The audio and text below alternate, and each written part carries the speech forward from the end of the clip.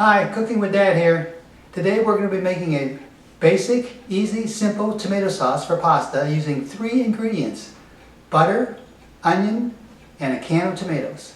This is a very versatile sauce, and its use with pasta is limited only by your imagination.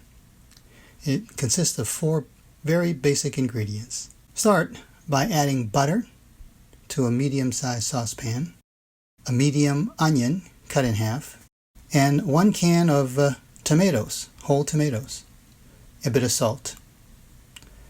Try to bring it to a boil and then simmer under low heat, uncovered, for about 45 minutes. So keep your eye on the time and give it some attention. Stir it from time to time to keep it from sticking. And as we near the end of the cooking process,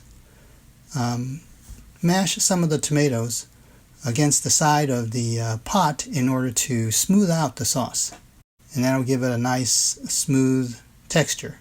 Next, as we approach the end of the cooking process, it's time to remove the onions. You can discard them, you can save them for another use, or you can chop them up a little bit and put them back into the sauce, whichever you want to do.